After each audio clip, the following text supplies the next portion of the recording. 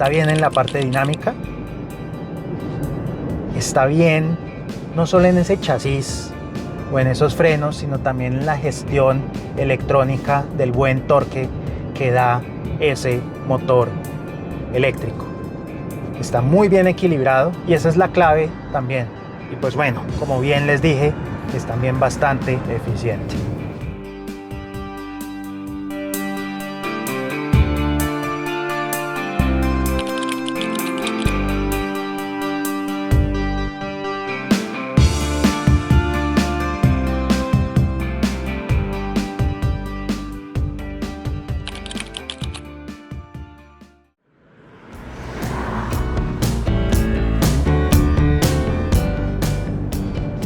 Si les soy muy honesto, la verdad no le tenía tanta fe al EV3 en el sentido de que no entendía por qué se había ganado el premio al World Car of the Year. Yo fui jurado hasta el año 2024 y pues en un punto empecé a preguntarme por qué ganaba tanto Hyundai Kia y todavía me lo sigo preguntando.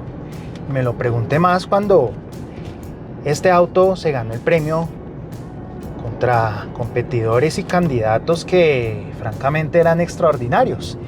¿Y cuál es la clave ahí? Algo muy parecido a lo que pasa con el EV9. El EV3 al final del día es como agarrar el formato del EV9 en muchos sentidos, en diseño, en la parte dinámica, y hacerlo mucho más pequeño. Y eso es muy positivo. ¿Por qué? Porque si nos ponemos a comparar toda esa gama de eléctricos de Kia, esa gama paralela que han ido desarrollando con el paso de los años, este EV3 me recuerda más al EV6 o al EV6, que es un producto más global, y no me recuerda tanto al EV5, que de hecho proviene de China y está más orientado y se siente más para ese mercado. ¿Y por qué lo digo? Precisamente por el manejo. Puede que visualmente todos sean muy similares y hasta difíciles de distinguir, salvo el EV6 que sí tiene un diseño bastante característico.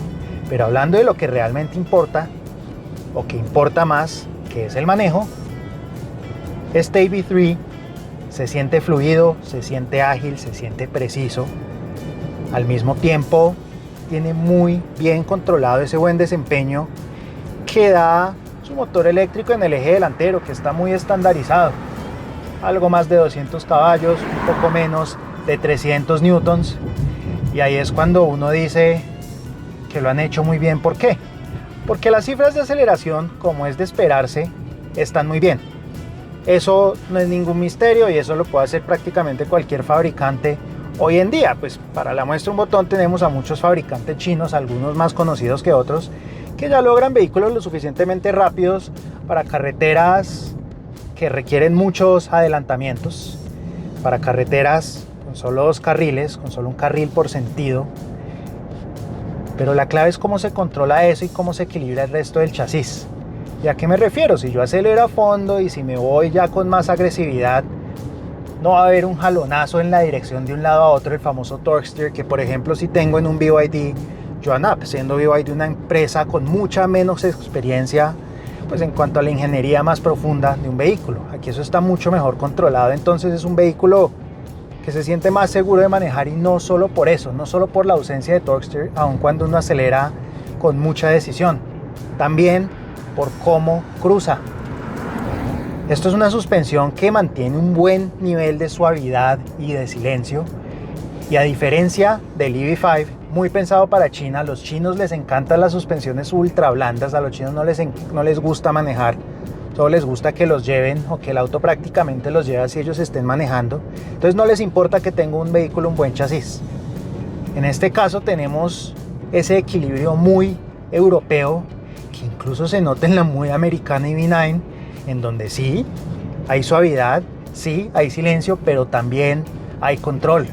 Puede que haya algún movimiento vertical que se note un poco más de la cuenta, pero en general da confianza en curvas más complejas, cuando por ejemplo en medio de un giro más cerrado el asfalto no está igual de regular, entonces me da un pequeño salto y lo controla muy bien.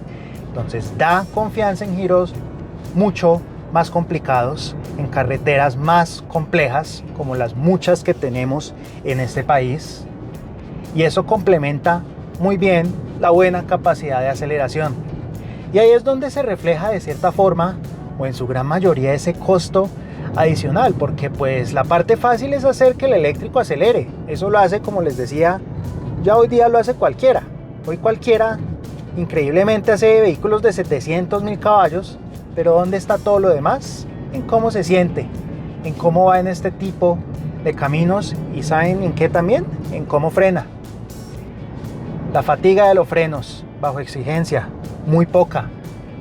Las distancias de frenado, bastante buenas.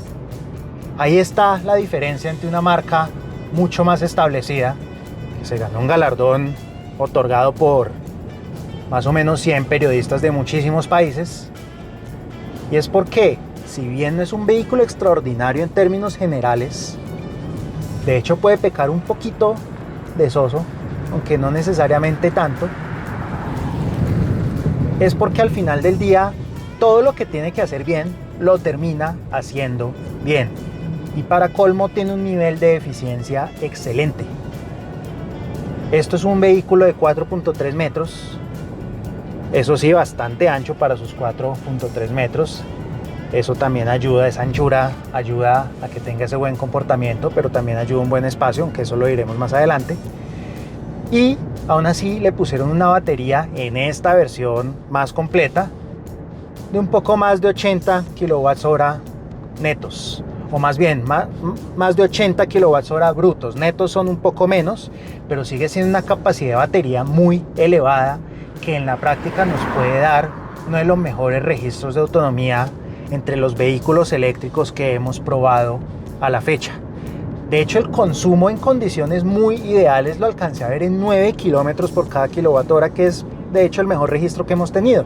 Sin embargo, ya en nuestro recorrido estandarizado estuvo un poco por arriba de 6, con cierto nivel de exigencia, que sigue siendo un valor excelente y un valor al nivel de lo que es un Mini eléctrico, aunque de la pasada generación, que pues era un muy buen consumo de energía, con todo y que ese Mini tiene una batería muy pequeña. En este caso es una batería grande que además logra tener un excelente consumo energético. Entonces eso quiere decir que podemos tener una autonomía real que puede pasar los 500 kilómetros o acercarse a los 500 kilómetros. Obviamente va a estar un poco lejos del dato oficial, que eso es normal que haya ese desfase. Y algo que no se menciona muy seguido, y es que en muchos vehículos de origen chino el cargador, si no es el obsoleto o casi obsoleto GBT, va a ser un tipo 2, y no es igual de fácil de encontrar un tipo 2 en este país que encontrar un tipo 1, que es el que tiene una marca como Kia, o el que tienen las marcas, digamos, de más experiencia, de más años o más establecidas en el mercado. El tipo 1 en Colombia es el conector estandarizado, y es el más fácil de encontrar, sobre todo en carga rápida.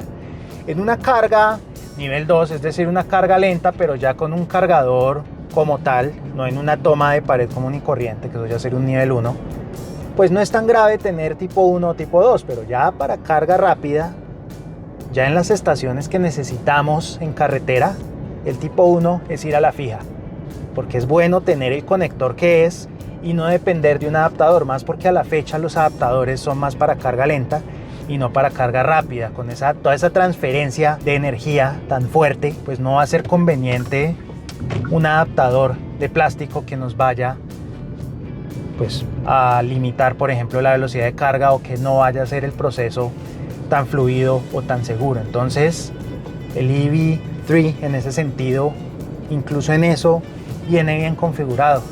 Está bien en la parte dinámica,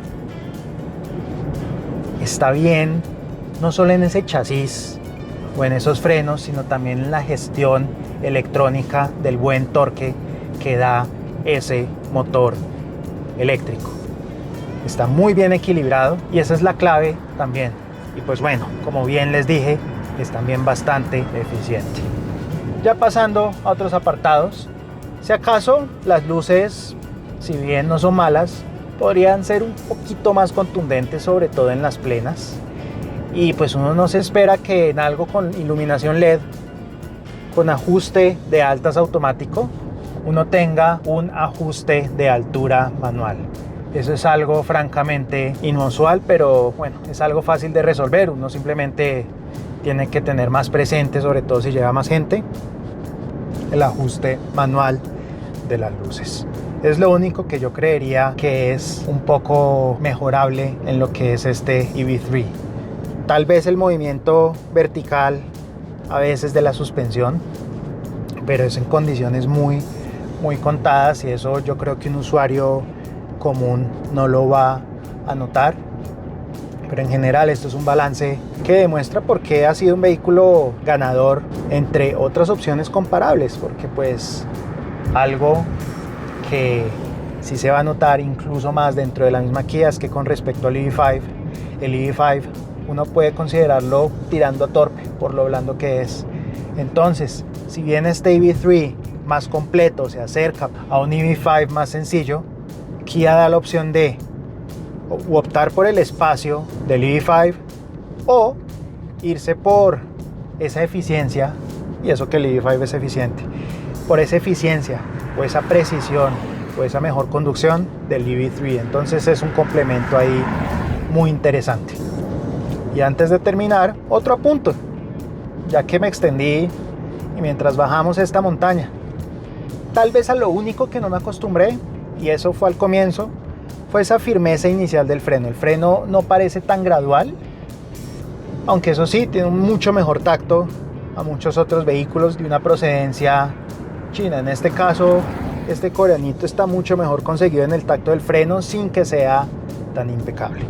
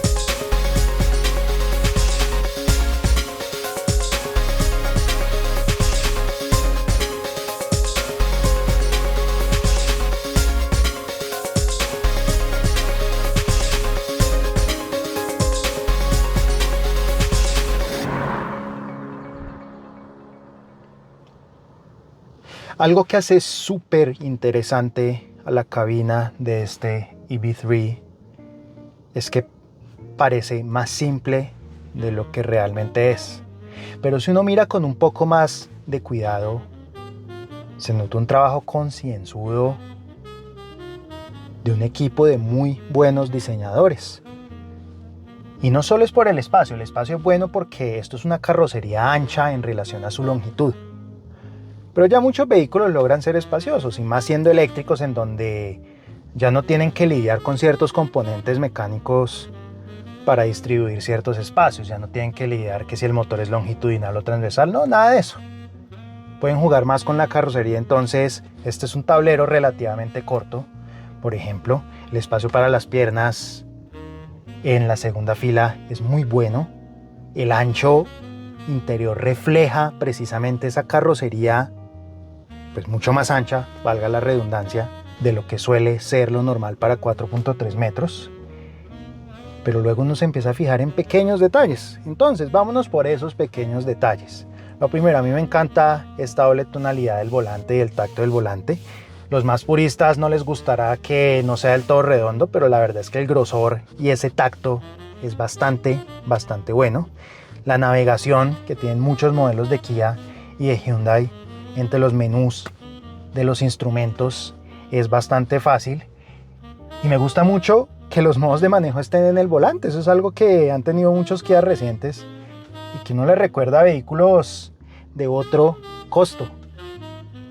Si se me viene a la cabeza, por ejemplo, puede ser un Audi R8. No tiene nada que ver, pero es algo que recuerdo que tenía los modos de manejo en el volante y es bastante práctico porque lo tengo a mano, no me tengo que distraer con la pantalla, sino que lo tengo aquí a mano. Y es muy importante que todo esto son botones físicos. Nada de forzarnos con superficies ápticas o táctiles que sencillamente nos hacen distraer más. Sí hay una superficie áptica, pero que tiene una vibración que hace que parezca un botón y no son demasiados mandos juntos. Entonces es algo fácil de manejar, algo bien integrado.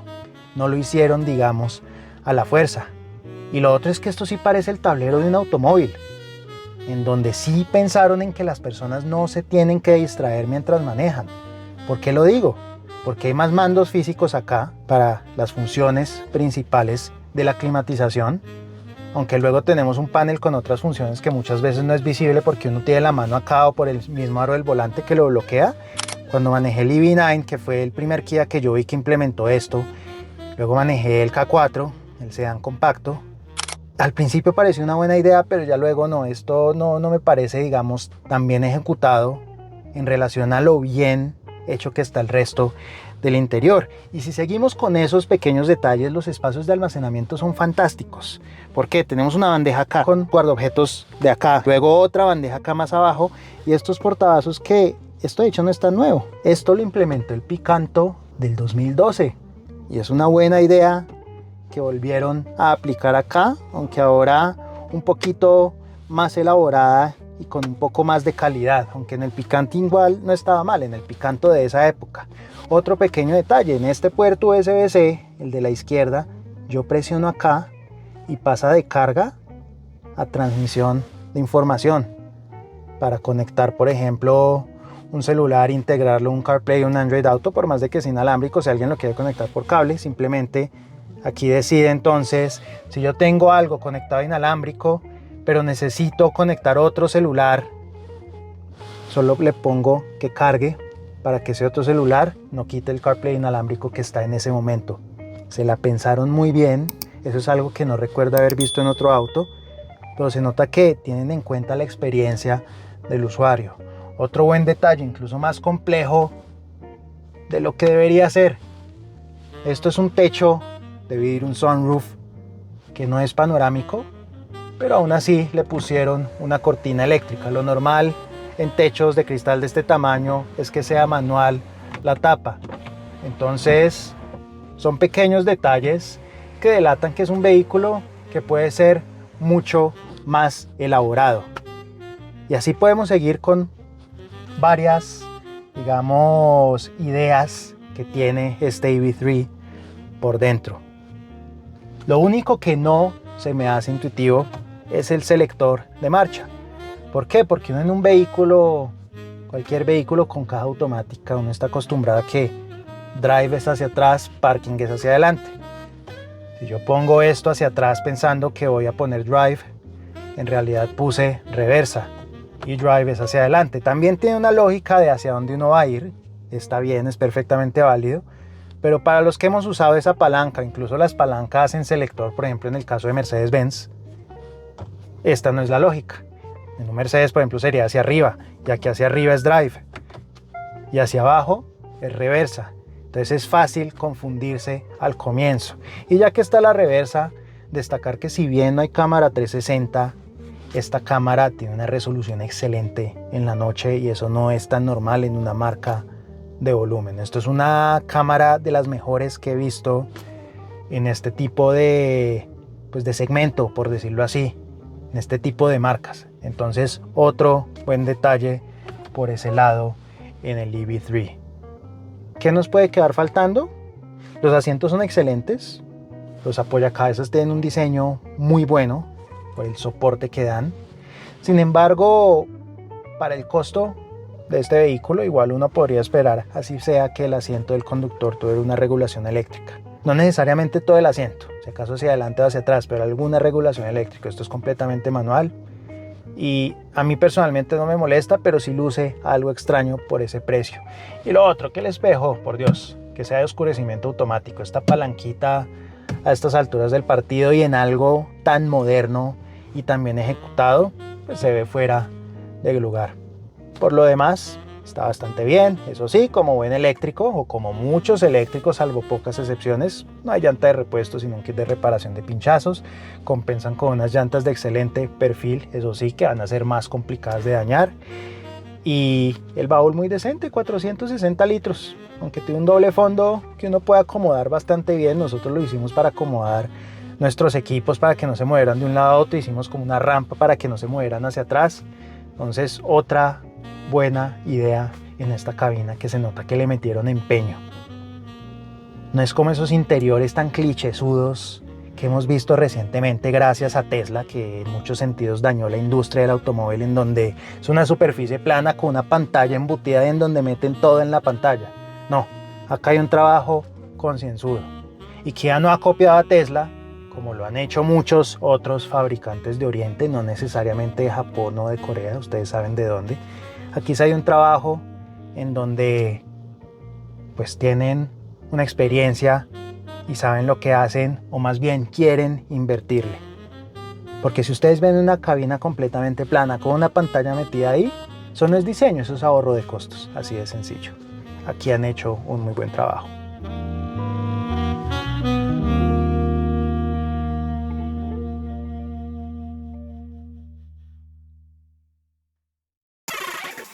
Ustedes, quienes nos ven, son lo más importante para nosotros, así que si les gustan nuestros contenidos, no olviden suscribirse a nuestro canal, darle like al video y activar la campanita de las notificaciones.